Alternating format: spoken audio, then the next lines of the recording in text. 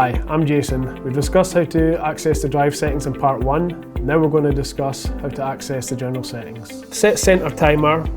This is where you can adjust the length of your calibration time for setting your neutral position.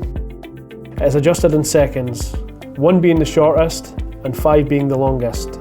The default is 3, but if the user is a little bit more experienced and finds it slow, you can reduce the time for them.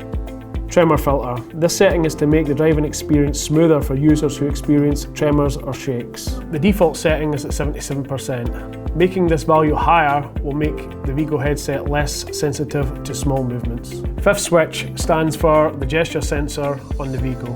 Unticking Use face wink as fifth switch box allows you to switch it off, but by doing this you will no longer be able to switch modes unless you have an auxiliary switch plugged into the Omni. Having the fifth switch off is useful for the start of a trial or for expos where a number of users will be trying the Vigo, and if you don't have time to calibrate the sensor properly.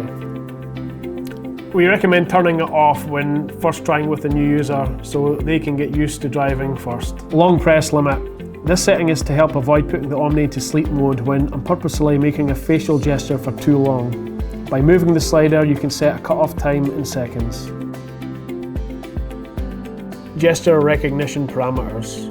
Back tilt. You must have noticed there's a slight delay when you start driving in reverse. This is where you can adjust that delay time or switch it off completely, which is not recommended. The delay is there to allow the user to tap the headrest sensor without starting to drive backwards. Long, most sensitive, will give you the most delay, and short, most insensitive, will give you the least amount of delay. Emergency brake. As you might remember from our drive tutorial video, the emergency brake is designed to stop the wheelchair in a collision or if the user was to have a fit or spasm.